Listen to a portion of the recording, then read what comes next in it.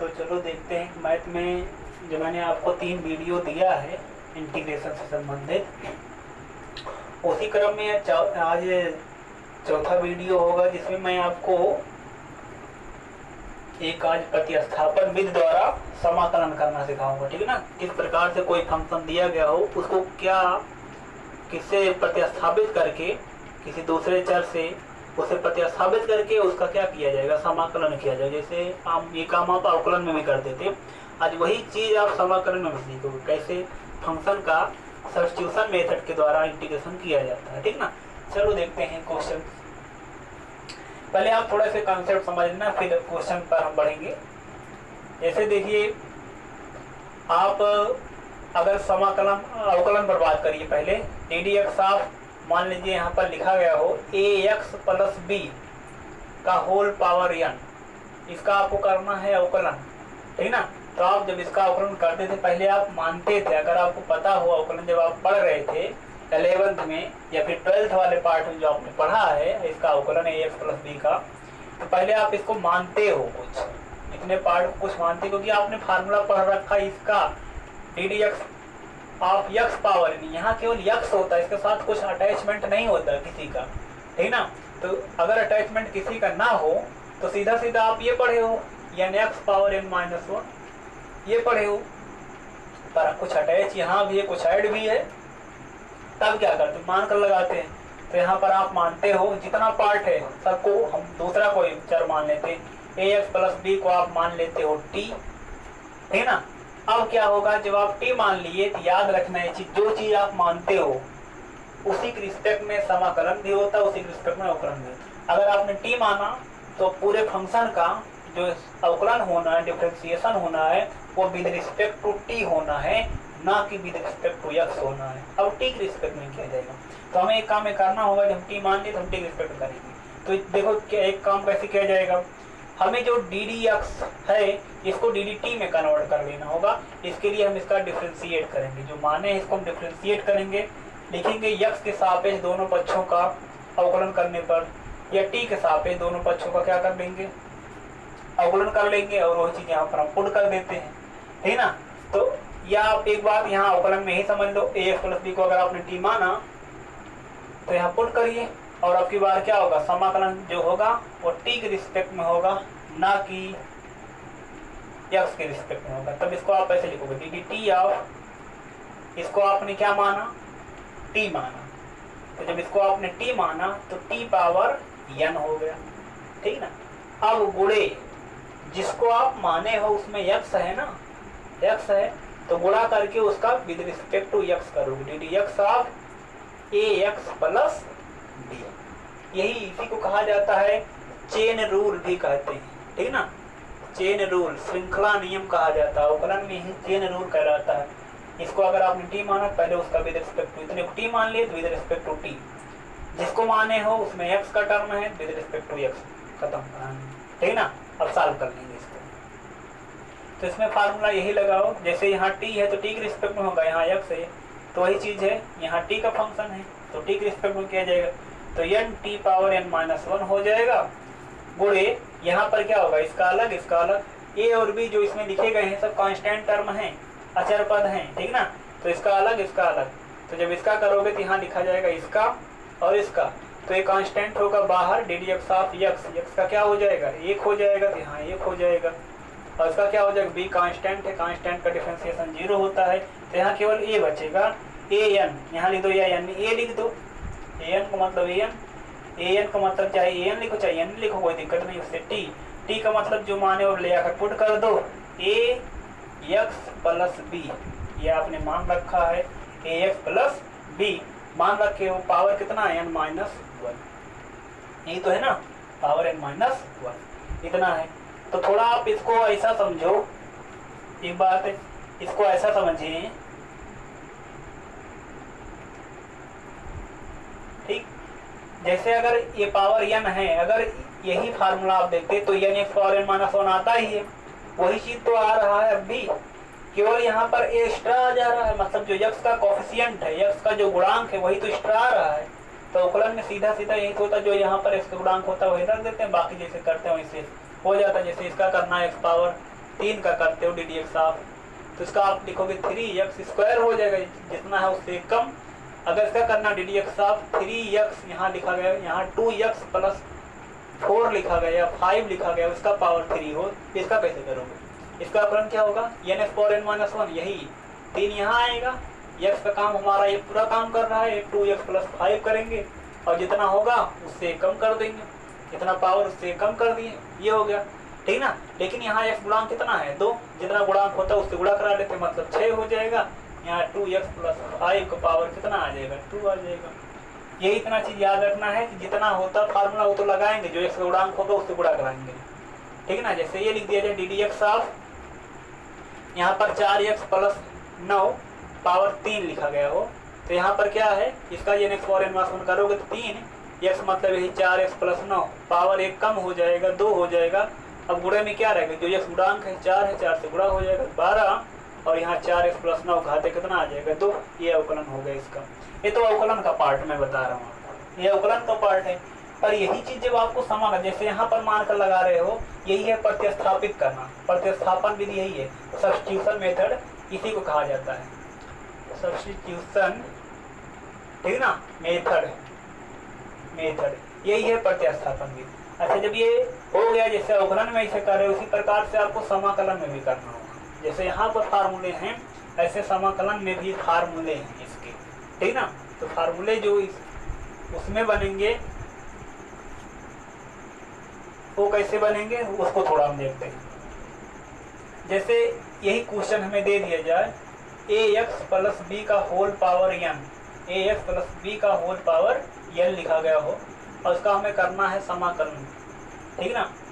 तो हम तो ये पढ़े हैं, ये चीज हमने पढ़ा है, x पावर n हो dx हो, तब तो हम फार्मूला पढ़े हैं, सिंगल टर्म हो, ये पढ़े हैं कि x power n + 1 divide by n + 1, यही फार्मूला पढ़े हैं, प्लस c लिख देते हैं। लेकिन यहाँ तो ऐसा है नहीं, कुछ अटैच भी है, मल्टीप्लाई भी है, और कुछ यहाँ पर ऐड भी किया गया साथ में। तो जब भी ऐसा आपको नजर आए तो आप कुछ मान लिया करो, जैसे अवकलन मानते वैसे समाकलन मानते, t मान लो, u मान लो, v मान लो, जो चाहो मान सकते हो सब। तो यहाँ पर क्वेश्चन देखो ऐसा, लेट, जब भी ऐसा नजर आए, अभी बहुत प्रॉब्लम मैं सॉल्व कराऊंगा, क्लियर हो जाएगा। तो यहाँ पर ax + b को हम मानेंगे क्या? t। अच्छा, जब t मान लिए तो जो डिफ्रेंसिएशन है अभी जो इंटीग्रेशन है अभी विद रिस्पेक्ट टू x हो रहा है, लेकिन अब t मान लिए हो, अब integration with respect to t होना है, ना कि विद रिस्पेक्ट टू x होना है, ठीक ना। अब देखिए, जब t के रिस्पेक्ट में होगा तो हम क्या करेंगे, हम t के सापेक्ष दोनों तरफ का क्या कर लेंगे, अवकलन कर देंगे। यहाँ लिख देंगे t के सापेक्ष दोनों पक्षों का अवकलन करने पर, या x सापेक्ष, चाहे जिसका सापेक्ष करिए कोई प्रॉब्लम उससे आएगी नहीं, केवल हमें dx को dt में कन्वर्ट करना हमारा उद्देश्य होगा। तो यहाँ लिखेंगे x के सापेक्ष दोनों पक्षों का अवकलन करने पर, दोनों पक्षों का अवकलन। अच्छा, जब दोनों पक्षों का अवकलन कर लोगे, इतना आपको करना पड़ेगा, मैं आपको प्रोसीजर दिखा रहा हूँ, ये फार्मूला याद करने का ट्रिक भी बता दूंगा कैसे याद रखना है, ठीक ना। तो देखिए क्या हो जाएगा, x सापेक्ष करोगे तो इसका हो जाएगा a, अवकलन कर रहे हो तो इसका 1 हो जाएगा, b कांस्टेंट है 0 हो गया, t तो एक फंक्शन है, इतने का स्थान पर एक आया है ना, t लिखा गया तो एक फंक्शन है, तो इसका क्या लिखोगे, x of D d x of T लिखा जाएगा, ठीक ना, D d x of T हो जाएगा। ये तो 0 यहाँ पर a, और यहाँ पर क्या आ गया, a बराबर आ गया D d x of T. तो हमें dx को रिप्लेस कर देना होगा dt में, तो हम dx इधर कर लें, एक उधर कर देते हैं, तो dx बराबर हमारा 1/a dt आ गया। अब ये चीज जो हमें मिल रहा है, ये चीज जो मिल रहा है, इसका मतलब ये है कि जहाँ इस क्वेश्चन में dx लिखा गया उसको हम रिप्लेस कर सकते हैं 1/a dt से। तो अगर रिप्लेस कर दें तो देखो क्या बनेगा, इंटीग्रेशन ऑफ इतने का स्थान पर क्या लिख दें, t लिख दें, और t पावर क्या कर दें, n तो है ही है, t पावर n, जो dx है उसके स्थान पर क्या 1/a dt, ठीक ना, क्योंकि t है तो t के रिस्पेक्ट में होना चाहिए, फंक्शन ऑफ t, इसलिए with respect to integration t होगा, ठीक ना। इसलिए हम 1/a को पहले हम यहाँ पर क्या कर लेंगे, बाहर कर लेंगे, और यहाँ पर क्या t पावर n dt होगा। और ये फार्मूला लग सकता है, जैसे x है, x पावर n है, dx है, वैसे t पावर n है, dt है, ठीक ना। समाकलन चर जो होगा बदलने से फार्मूले नहीं बदला करते, यहाँ समाकलन चर बदला है, समाकलन चर यहाँ x है, यहाँ समाकलन चर क्या है, t है, तो समाकलन चर बदलने से रिजल्ट नहीं बदला करते हैं, ठीक ना। तो ये चीज हुआ, और जब से साल 1 बाई ये, और इसका क्या हो जाएगा, क्या समाकलन होगा, T power n plus 1 divide by n plus 1 plus integration constant c। जब इतना सॉल्व हो जाए फाइनल में आप t का वैल्यू ये रख दिया करो जो है।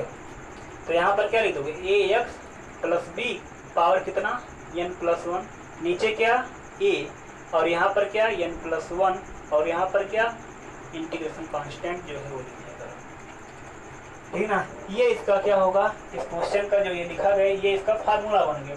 तो थोड़ा इसको अगर आप ऐसे समझो, अगर इस फार्मूले से इसको अटैच करके सोचो, तो अगर हम एक देखो x है ना, तो इसे x पावर n की तरह ट्रीट करो, समझो x पावर n की तरह इसे हम पूरे को मान लेते हैं। जब x पावर n मान लेंगे तो क्या होगा, जितना है x उसका पावर एक ऐड कर लेंगे, वही तो नीचे लिखते हैं, इतना कर देंगे, तो इतना करने से इतना चीज बन जाएगा। और जो x का गुणांक है उससे क्या करा दे, भाग करा दे, तो पूरा चीज बन जाएगा। इंटीग्रेशन कांस्टेंट जोड़ना है तो जोड़ दिए। क्या समझ में आया बात? पूरा जो प्रोसीजर आप कर रहे हो ऐसे तो यही है, ऐसे किया जाएगा। पर मैंने फार्मूला देखो ट्रिक से बता दिया, डायरेक्ट कैसे याद रखोगे। जैसे ये एक्स पावर n की तरह ट्रीट करो, क्योंकि ये भी अलजेब्रिक फंक्शन है और ये भी अलजेब्रिक फंक्शन, बीजीए फलन ए भी है, बीजीए फलन ए भी है, और हर बीजीए फलन के लिए फार्मूला लगेगा। जो चीज़ है उसको एक्स पावर n की तरह ट्रीट करो, जैसे ऐसा है तो ट्रीट किए, और इस प्रकार से ये चीज़ ये बनेगा। जो यक्स का गुणांक है अवकलन में देख रहे थे गुणा हो रहा था, समाकलन में क्या हो जाएगा, भाग हो जाएगा। वो यक्स के गुणांक जो रहेंगे उससे भाग हो जाएगा, ठीक है ना। बस यही इतना चीज़ इसमें देखना है, और इसी पर आधारित प्रॉब्लम आपको सॉल्व करने को मिलेंगे। अब देखो जो फार्मूले हैं, कुछ मैं आपको फार्मूला दिखा देता हूँ कैसे फार्मूले होंगे। फिर एक बार पहले थोड़ा एक बार और समझ, प्रोसीजर का फिर समझा देता हूँ। अगर ऐसा कुछ लिखा गया हो, पहले तो हम अलजेब्रिक फंक्शन जो यहाँ पर लिखा, जो भी अलजेब्रिक होगा, ट्रिग्नोमेट्रिकल होगा, लॉगरिथम फंक्शन, जो भी फंक्शन होगा, पहले हम उसको टी मान लिए, उसको हम कन्वर्ट करेंगे सिंगल में, ठीक ना। इतने को टी माने, यक्स सापेक्ष दोनों पक्षों का अवकलन टी सापेक्ष भी कर सकते हो, ठीक ना। अवकलन करेंगे तो यहाँ हर एक इंडिविजुअल का होगा, इसका तो हो गया ये यक्स का, ये तो कांस्टेंट बाहर हुआ, एक्स का एक हो गया, एक्स सापेक्ष बी का 0 कांस्टेंट है, टी का हो जाएगा, क्योंकि टी एक फंक्शन है इसलिए टी का 0 नहीं होगा, टी को हम चर नहीं अचर नहीं कह सकते हैं, तो D d x of T हो गया। तो यहाँ से ए बचा, यहाँ D d x of T बचा, डी एक्स को इधर करे, वाई ये डी टी हो गया। जो हमारा डी एक्स है उसको डी डी में कन्वर्ट कर, जो चीज़ हम मानेंगे उसे रिस्पेक्ट में इंटीग्रेशन होना है, हमेशा याद रख लो। अगर आपने टी मान रखा है तो with respect to integration t होगा, यू माने विद रिस्पेक्ट टू यू होगा, वी माने तो यू, जो चीज़ मानोगे उसी के रिस्पेक्ट में होगा। तो इतना हो जाएगा टी पावर n बाई ये डी टी, जहाँ डी एक्स है वहीं पर इतना रख दिया गया, तो इतना बराबर टी है, तो टी पावर n 1 बाई ये D T x D x के स्थान पर हो गया। ये कांस्टेंट है बाहर हुआ, t power n d t हो गया। T power n as like x power n d x, इसी प्रकार का है, इसका अवकलन ये होता है, इसका समाकलन ये होता है, इसका ये हो जाएगा, केवल समाकलन चर का अंतर है, तो इसका ये आ गया। अब टी का वैल्यू जो हमने माना है, क्योंकि हमारा एक्चुअल वैल्यू ये है, हमने तो टी को सपोजिशन में रखा है ना, तो टी का वैल्यू रख दिया, रखने पर ये रिजल्ट आया, प्लस इंटीग्रेशन कांस्टेंट सी तो लगता है, लगा दिया गया। याद करने का तरीका क्या है, जैसे इतने को टी मानो, ये क्या नाम है एक्स समझिए, तो इसका एक्स पावर n प्लस 1 हो जाता है, नीचे क्या हो जाएगा, उसको लिखेंगे n प्लस 1 लिखेंगे, एक्स का गुणांक जो है वो नीचे और लिखे, गुणा करा दिया जाएगा, आंसर आ जाएगा, ठीक ना। कुछ मैं फार्मूला इसी पर है, जैसे कुछ क्वेश्चन में सॉल्व कर देता हूँ। पहले मैं यहाँ पर फार्मूला लिख देता हूँ, अब फार्मूला देख लीजिए इसका। जैसे लिख दिया गया ये एक्स प्लस बी का होल पावर n का डी एक्स, जब होगा, ये फार्मूला आप नोट कर सकते हो, इसको नोट कर लेना, याद रख लेना है। ए एक्स प्लस बी का होल पावर n प्लस 1, नीचे तो n प्लस 1 तो आता है, एक्स का जो गुणांक रहता है वही और आ जाता है। फार्मूला एक्स पावर n की तरह है, x power n d x की तरह है। उसी प्रकार से ये पहला फार्मूला हो गया। दूसरा फार्मूला देखते हैं क्या होगा। जैसे हमें ये चीज़ मिल जाए कहीं पर, अगर इसका अवकलन करना मिल जाए, समाकलन करने मिल जाए, लिखा गया हो ई पावर ए एक्स प्लस बी, मतलब एक्सपोनेंशियल फंक्शन है।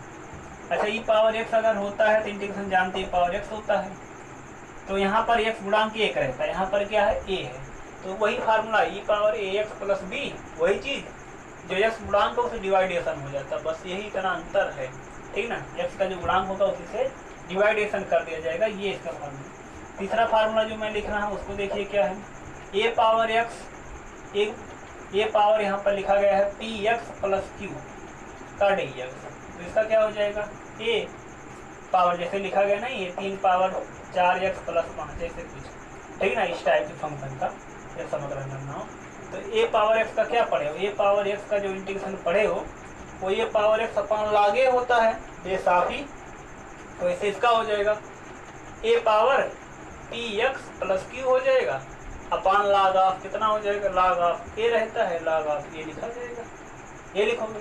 यहाँ पर x का जो गुणांक है p, वही p से डिवाइडेशन हो जाएगा। भाग हमेशा होना है, समाकलन में भाग होना है, अवकलन में गुणा होना है, ठीक ना, ये चीज हो गया। अभी इस फार्मूले पर मैं क्वेश्चन कुछ बताऊंगा और एक क्लियरिटी आ जाएगी। तो ये 3 क्वेश्चन 3 हो गया। चौथा फार्मूला ऐसे साइन वाले का सबके साथ यही चीज किया जाएगा। अब जैसे साइन का देखो, साइन ax प्लस b लिखा गया हो, dx किया गया हो, तो साइन का क्या जानते हो, साइन का अवकलन पढ़े हो आप लोग, कास होता है, माइनस कास हो गया, इंटीग्रेशन माइनस कास हो जाएगा, तो minus cos ax plus b plus c लिख देंगे। x का गुणांक क्या है, a है, तो a से डिवाइडेशन हो जाएगा। बस ऐसे देखिए पांचवा फार्मूला जो होगा, ये यहाँ पर मैं लिख रहा हूँ कास का, कास ax प्लस b लिखा गया हो, dx किया गया हो, तो कास का क्या होता है, साइन होता है, तो साइन लिख दो, साइन ax प्लस b। ये इतना हमारा x का काम पूरा कर रहा है, इतना पोर्शन जो x का कोफिशिएंट है उसे डिवाइड कर दो, प्लस c लिख दो। ये तो हमारा फार्मूला होगा जो डायरेक्ट हमें याद रखना होगा और इसी की मदद से हम प्रॉब्लम को सॉल्व करेंगे। अभी मैंने आपको 5 फार्मूले बताए, ठीक ना, कुछ फार्मूले मैं और बताता हूँ, उस पर आधारित क्वेश्चन सॉल्व करवाता हूँ, ठीक ना।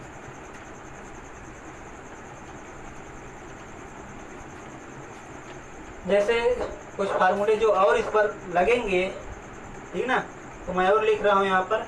जैसे ये देखिए 60वां formula, sec square ax plus b लिखा गया हो, ax प्लस b लिखा गया हो, तो इसका क्या हो जाएगा, सेक स्क्वायर का क्या पढ़े थे, अगर सेक स्क्वायर x होता तो केवल tan x होता, तो ये tan इतना पार्ट है तो उतना लिख दो ax प्लस b, जो x का कोफिशिएंट है वही आ जाएगा, ये प्लस c लिख देना होगा। और इसका देखो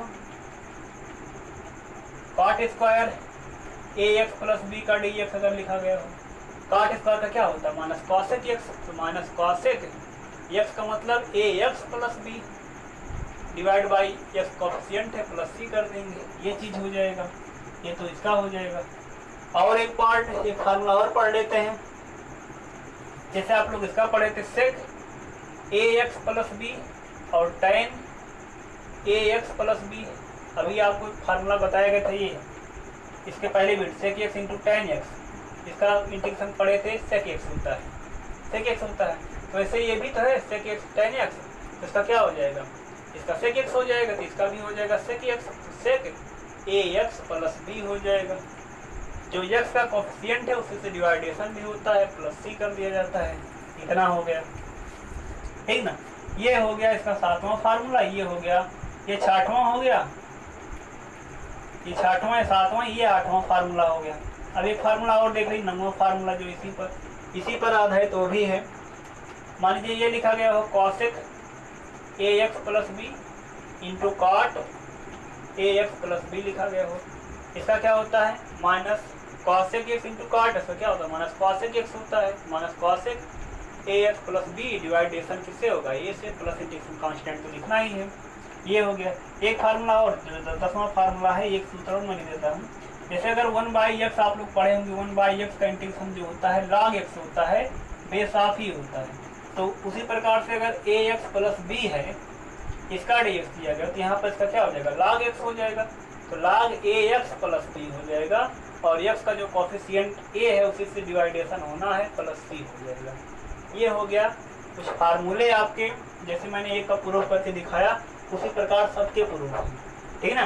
प्रूफ में किसी कोई प्रॉब्लम नहीं, कहो तो मैं एक क्वेश्चन में और सॉल्व कर देता हूँ। चलिए एक क्वेश्चन में यही और सॉल्व कर देता हूँ। ये चीज़ जो ये बना हुआ कैसे बना हुआ, एक तो सॉल्व ही किया, उसी प्रकार सब करना है, केवल कुछ प्रतिस्थापित कर दिया जाएगा, उसको मान लिया जाएगा। चलिए मैं इसी को मैं फिर से प्रूव कर देता हूँ। इसका जो फार्मूला आया है, एक मिनट, इसको मैं प्रूफ कर देता हूँ, ठीक है। तो देखिए इसका प्रूफ क्या होगा, कैसे इसका प्रूफ किया। जैसे मैं एक प्रूफ बता रहा हूँ, एक और बता रहा हूँ, उसी प्रकार से सबका हो जाएगा, कोई इसमें प्रॉब्लम नहीं होगी। तो पहला काम मैंने आपको ये बताया कि आप लोग पढ़े हो सेक स्क्वायर एक्स का dx, और कुछ ऐसा ये बन सकता है अगर हम इतने कुछ मान लो तो सेक स्क्वायर टी या कुछ बन सकता है ना, टी बन जाए, एक्स बन जाए, वाई बन जाए, उससे नहीं मतलब। टर्म तो टाइप तो इसी जैसा होगा, इसी प्रकार तो होगा, तो उससे नहीं मतलब कौन चर आ रहा है, नहीं एक्स ही आएगा, कोई जरूरी नहीं, यू आ सकता, भी आ सकता, टी आ सकता है, ठीक ना। तो क्वेश्चन सॉल्व करने के पहले सपोजिशन किया जाएगा, माना जाएगा ए एक्स प्लस बी को हम मान लेते हैं टी। यही है, मैं इतने को इससे प्रतिस्थापित कर दिया, सब्स्टिट्यूट कर दे रहा हूँ, प्रतिस्थापित कर दे रहा हूँ। अच्छा, जब प्रतिस्थापित करोगे जो आप माने हो उसी के रिस्पेक्ट में इंटीग्रेशन होना है। तो अगर आपने टी मान रखा तो integration with respect to t होना, ना कि अब एक्स होना है। इसलिए हम इसका एक सापेक्ष अवकलन करेंगे। यहाँ लिखोगे दोनों पक्षों का एक सापेक्ष अवकलन, यहाँ लिख देना होगा आपको दोनों पक्षों का एक सापेक्ष अवकलन करने पर, ठीक ना। या ऐसा लिख देना differentiation both side with respect to x, मतलब यक्स के सापेक्ष दोनों पक्षों का अवकलन करने पर। अच्छा, जब इसका अवकलन होगा, ए कांस्टेंट है, बाहर हो गया, यक्स का कितना हो जाएगा सापेक्ष 1, बी कांस्टेंट 0, टी का क्या होगा D d x of T हो जाएगा, ये बन गया। अच्छा, अब इसको हम यहाँ कर लेंगे, ए और डी एक्स हो गया बराबर डी टी हो गया। हमें डी एक्स चाहिए, ना कि ये डी एक्स चाहिए, इसलिए हम ए को यहाँ से यहाँ भेज देते हैं और ये रिजल्ट ले आकर के यहीं पर पुट कर लेंगे, और जब वहाँ पुट करोगे तो यहाँ क्या बन जाएगा, इसलिए मतलब ये देयरफॉर लिख देते हैं। इसलिए क्या हो जाएगा सेक स्क्वायर, इतने को हम लिख सकते हैं क्या टी, जहाँ डी एक्स है उसको हम डी टी में कन्वर्ट, क्योंकि हमें इंटीग्रेशन विद रिस्पेक्ट टी करना हो, क्योंकि हम टी में कन्वर्ट कर रहे हैं। तो यहाँ डी टी डिवाइड बाई ए है, ए कांस्टेंट टर्म है, बाहर कर दी है, ये तो बाहर हो गया। तो अभी क्या हो गया 1 बाई ए, और इतना आ गया सेक स्क्वायर टी, जैसे सेक स्क्वायर एक्स का होता है, सेक स्क्वायर एक्स का डी एक्स tan x होता है, उसी प्रकार से का tan t हो जाएगा, इसका हो जाएगा tan t। जब tan t हो गया तो 1 बाई ए tan लिखेंगे और t का मतलब ax प्लस b लिख देंगे और इंटीग्रेशन कांस्टेंट लिखा जाएगा। तो tan ax प्लस b हो गया और इंटीग्रेशन कांस्टेंट c हो गया। देख रहे हो जो फार्मूला यहाँ पर लिखा गया वही तो फार्मूला बन रहा है, बस यही मान लेना है, इसमें कोई और प्रॉब्लम नहीं, केवल मान लीजिए प्रॉब्लम सॉल्व हो जाएगा।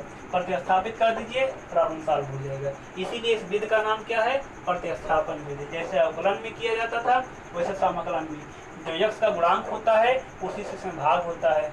अवकलन करना होता जो गुणांक होता वही गुणा होता था, उसमें गुणात्मक रूप में आएगा, इसमें भाग किया जाएगा, ठीक ना।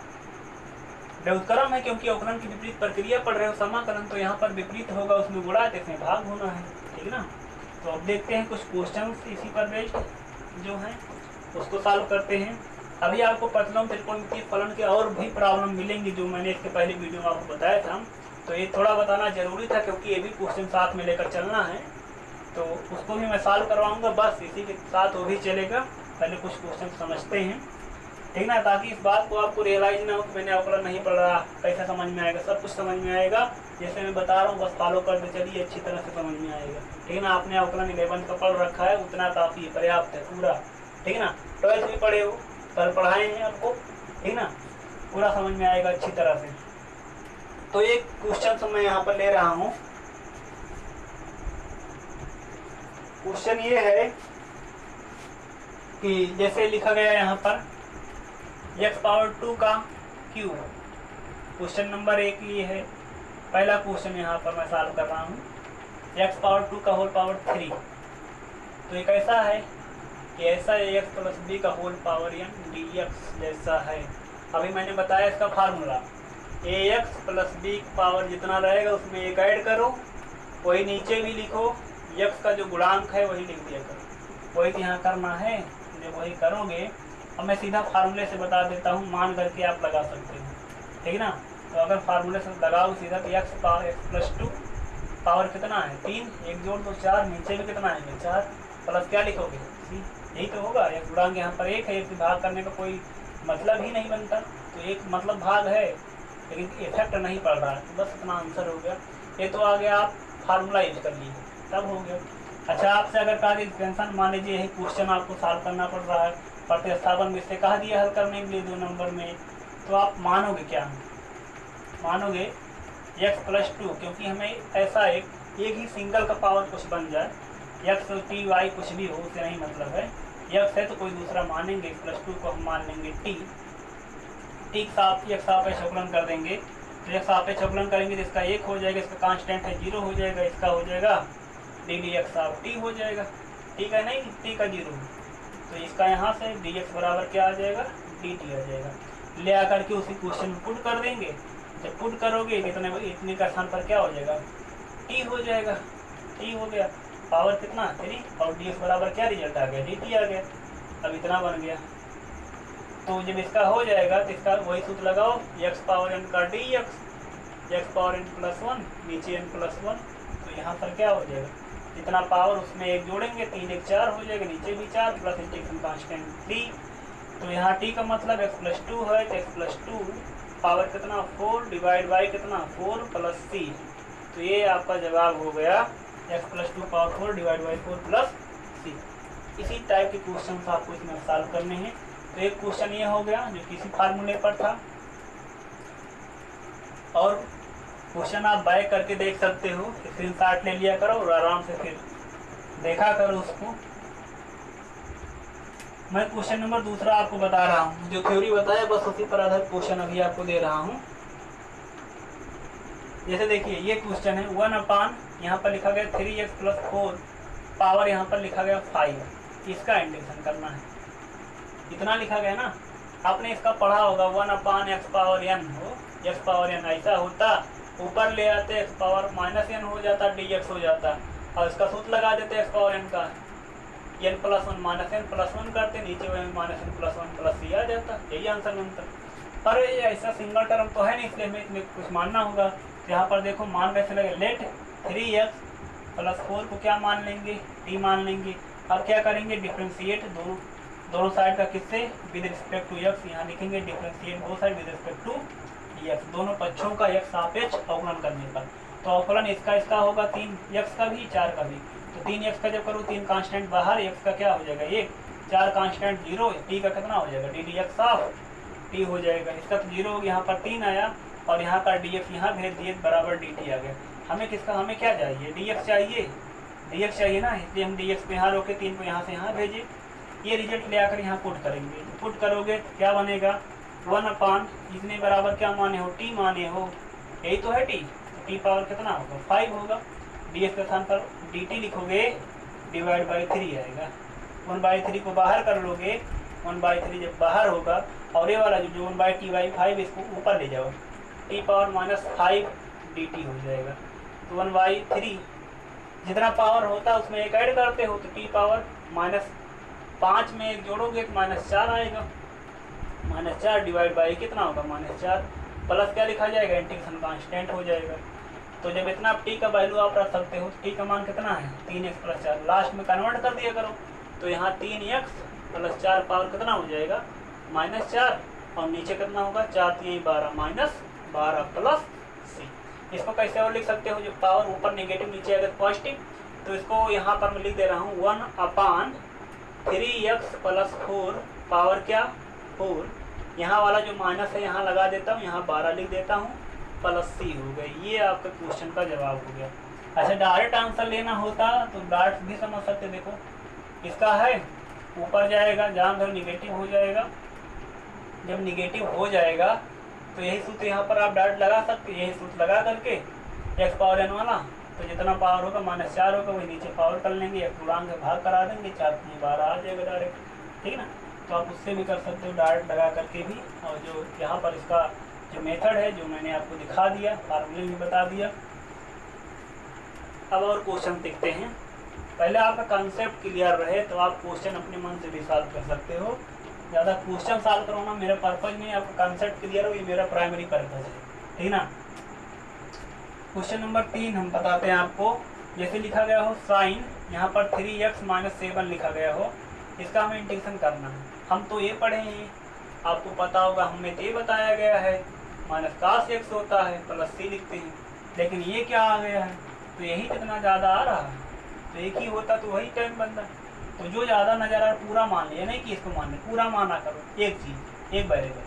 तो यहाँ क्वेश्चन देख कैसे लिखोगे, मानोगे 3x माइनस 7 बराबर t, यू भी जो चाहो मानो, x आप पे दोनों पक्षों का अवकलन कर दिया करो, तो 3x अवकलन 1, 7 का 0 हो जाएगा, यहाँ पर t का ddx ऑफ t हो जाएगा, 3 यहाँ पर, यहाँ 3 dx हो जाएगा, क्योंकि तो 0 है, तो 3 dx बराबर कितना आ गया, dt आ गया, तो 3 इधर इधर आकर भाग हो जाएगा, वो इतना चीज़, तो dx बराबर dt/3।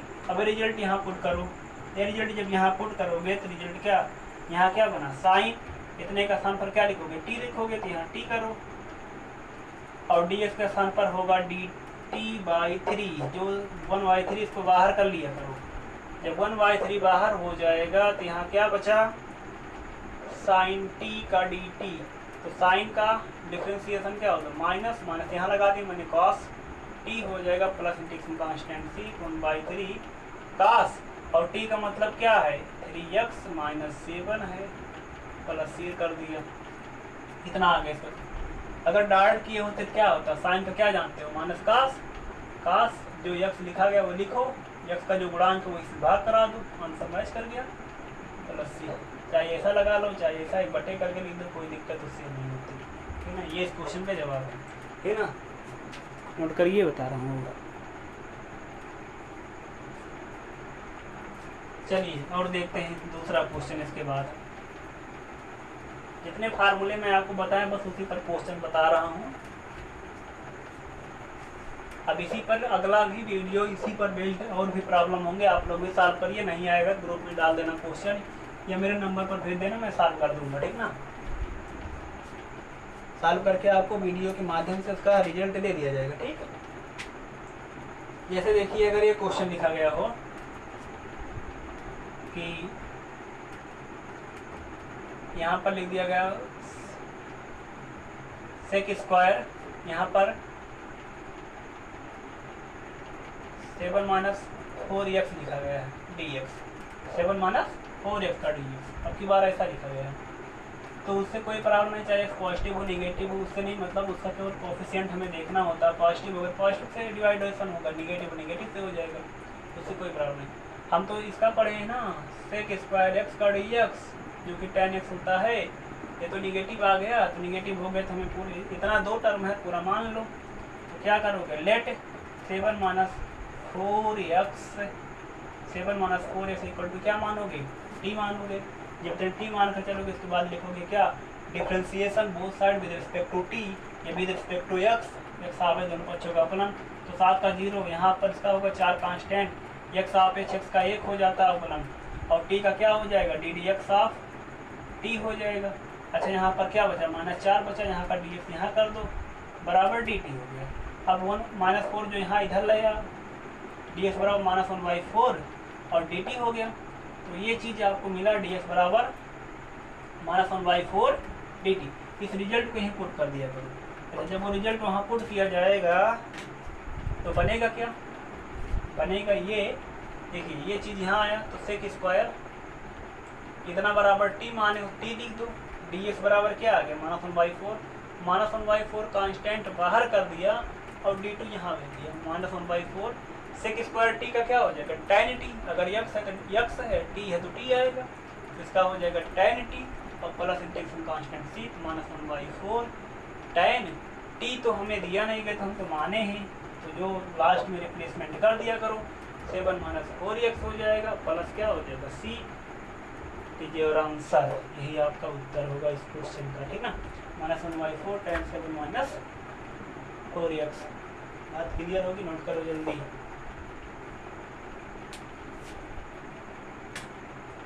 चलो 1-2 क्वेश्चन और देख लेते हैं, इसके बाद वीडियो को समाप्त करेंगे, फिर आपको अगले दिन बताएंगे। ये वीडियो आपको रात के 1 बजे मिल रहे हैं, आप लोग अच्छी तरह से पढ़िएगा, आप लोग के लिए बहुत मेहनत किया जा रहा है, अच्छी तरह से क्वेश्चन सॉल्व करिए, जो ना आए पूछो। इस समय जो अभी मैं वीडियो शूट कर रहा हूँ 1 बज करके, देख लेता हूँ, 1 बज करके 15 मिनट हो रहा है, ठीक ना। रात में 1:15 हो रहा है। और क्वेश्चन मैं सॉल्व कर देता हूँ। देखो जैसे क्वेश्चन में लिख दिया गया है, लिखा गया है cot स्क्वायर 5x का dx। तो ये बताओ अभी क्या बताएगा cot स्क्वायर का।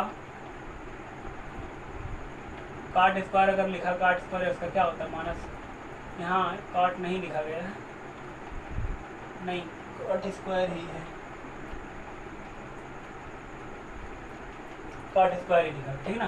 तो cot स्क्वायर का कैसे इसको सॉल्व किया जाएगा, आप लोग इसका पढ़े होंगे ना, cosec स्क्वायर x का पढ़े हो, इसका पढ़े हो माइनस cot x होता है समाकलन। ये तो cot स्क्वायर दिया गया, इसको रिप्लेस कर लो ना, इसको ऐसा लिख लो, इसको लिख सकते हो एक formula 1 plus cot square theta बराबर cosec स्क्वायर थीटा, ये पढ़े हो।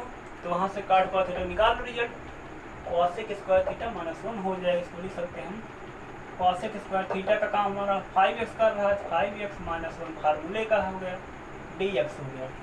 तो इसका अलग हो जाएगा। तो यहाँ पर हो जाएगा क्या, cosec स्क्वायर 5x का इंटीग्रेशन और उसके बाद 1 का इंटीग्रेशन, ये हो जाएगा।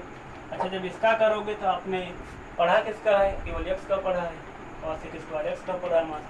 यहाँ 5x आ गए ना, तो मान लीजिए, आसानी के लिए मान सकते हो।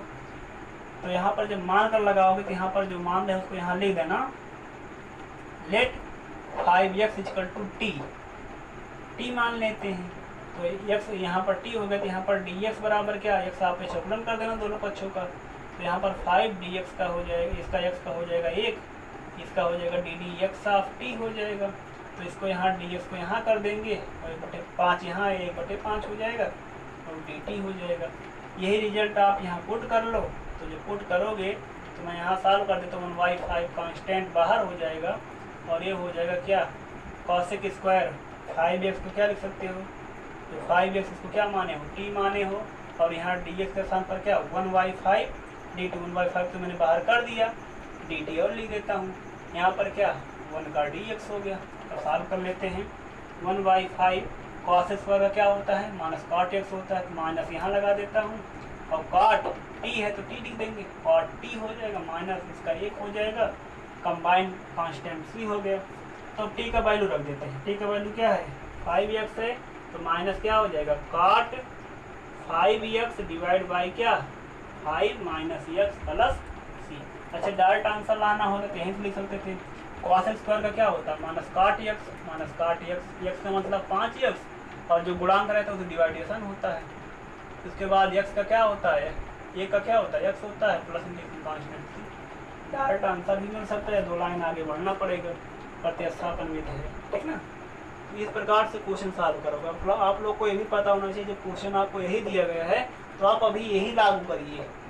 हाँ, ये चीज़ आगे आपको यूज करना होगा जब ये पार्ट किसी क्वेश्चन का इंटरमीडिएट बनेगा, मध्यवर्ती बनेगा, तो हम डायरेक्ट इसको यूज कर देंगे। लेकिन अगर मुझे यही क्वेश्चन दिया गया है तो मुझे अभी यही फॉलो करना होगा, मान कर हम सॉल्व करेंगे, ठीक ना। तो आप अभी इसी को फॉलो करिएगा, ठीक। उसमें कंफ्यूजन मत रखना कि मैं ये करूँ कि ये करूँ, आंसर नहीं लाने की जल्दी अभी हमें प्रोसेस सीखने की जल्दी। पहले आप प्रोसेस सीखिए कैसे हो रहा है, तो डायरेक्ट फिर करेंगे, ठीक ना। चलिए एक क्वेश्चन और देखते हैं, क्वेश्चन नोट कर लो, स्क्रीनशॉट ले लिया करो, उसके बाद देखा करो आराम से।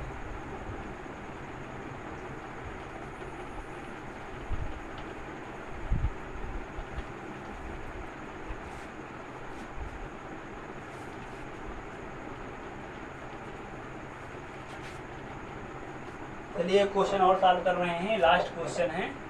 यहाँ को क्वेश्चन लिखा गया है सेक, यहाँ पर लिखा गया है 2x + 3 और उसके बाद लिखा गया है tan 2x + 3 का dx लिखा गया है, ठीक ना। तो अभी मैंने आपको बताया था एक फार्मूला आपने पढ़ा होगा कि हमने पढ़ा है sec x × tan x, इसका इंटीग्रेशन होता है sec x, जबकि यहाँ पर इतना दिया गया है तो इससे कोई प्रॉब्लम नहीं होता। मैं बताया था आपको कि जो है वही चीज़ लिख दिया करो, sec x है जो यहाँ है वही यहाँ सेम रहेंगे, क्योंकि यहाँ x यहाँ x, यहाँ थीटा यहाँ थीटा, जो रहेगा वो सेम रहेगा, ठीक ना। तो इसमें क्या होगा, मान लोगे आप, क्या मानोगे 2x + 3 को आप मान लेना, ताकि ये सिंगल कन्वर्ट हो जाए। इसका पूर्णांक जो नज़र है एक वेरिएबल नज़र है, इसमें दो मतलब वेरिएबल एक ही पर उसका जो पद है ना, नंबर ऑफ टर्म जो है मोर देन 1 है ना, एक से ज़्यादा 1 2, तो एक पद बांध लेते हैं, बस यही प्रतिस्थापन है। यक्स आप संकलन कर देंगे तो इसका 2, यक्स का 1 हो जाएगा, इसका 0 हो जाएगा, इसका D d x of T हो जाएगा। तो यहाँ 2 हो गया, तो 2 डी एक्स यहाँ पर डी टी हो जाएगा। यहाँ का 2 यहाँ भेज सकते हो क्योंकि हमें डी एक्स ही केवल निकालना है, तो ले आकर रिप्लेस कर देना है यहाँ पर सेक, यही चीज़ यहाँ ले आकर रखोगे। सेक इसके स्थान पर टी, तो सेक टी इंटू tan टी हो जाएगा। जहाँ डी एक्स है वहाँ पर हाफ डी टी, तो डी टी यहाँ भेज दिया, हाफ को यहाँ लिख देता हूँ, हाफ यहाँ आ गया, ठीक ना। जब हाफ यहाँ लिख दोगे तो हाफ, उसके बाद सेक टी इंटू tan टी का क्या हो जाएगा, जैसे इसका सेक एक्स होगा उसका tan, उसका सेक टी हो जाएगा, प्लस इंटीग्रेशन कांस्टेंट हो गया सी 1/2। टी का रिजल्ट 2x + 3 है, तो सेक टी का रिजल्ट 2x + 3 लिखा जाएगा, प्लस इंटीग्रेशन कांस्टेंट सी लिखा जाएगा। It is your desire answer, यही जो होगा आपका उत्तर हो जाएगा, ठीक ना। बस आज के लिए इतना ही। आप लोग इस क्वेश्चन को अच्छी तरह सॉल्व करिएगा, कोई प्रॉब्लम होगी तो आप बताइएगा, ठीक ना। तो वीडियो अगर आपको अच्छा लगा होगा तो लाइक करिए, सब्सक्राइब करिए, ताकि लोग और जाने इसको, ठीक ना। ऐसा पढ़ाया भी जा रहा है आप लोग को कि मैथ में या फिजिक्स में जो भी सब्जेक्ट पढ़ा रहे हैं आपको, उसमें कोई भी प्रॉब्लम हो तो आप उस प्रॉब्लम को आप शेयर करिए, उसका जवाब आपको मिलेगा, ठीक ना। तुरंत नहीं तो अगले दिन तो ज़रूर ही मिल जाएगा, क्योंकि और भी ग्रुप में और भी चीज़ें, लोग 10th का भी जवाब देना रहता है, आप लोग का भी रहता है, ठीक ना। लोड ज़्यादा रहता है, इसलिए जवाब हो सकता है लेट हो, लेकिन मिलेगा ज़रूर आपको, ठीक ना। अगर वो समझने लायक होगा, छोटा प्रॉब्लम होगा कि मुझे ये लगेगा आप लोग समझ जाओगे, तो उसी का तुरंत सलूशन आपको दे दिया जाएगा, ठीक ना। अगर ऐसा होगा कि क्वेश्चन ज़्यादा है, एलिब्रेशन ज़्यादा करना पड़ेगा मुझे, तो वीडियो के माध्यम से मैं उसका सलूशन आपको दूंगा, ठीक ना। तो बस समझिए इतने क्वेश्चन को, आज अगला पार्ट में आपको अगले दिन बताऊंगा और नए नए क्वेश्चन के साथ, जिससे आपका कॉन्सेप्ट और क्लियर हो।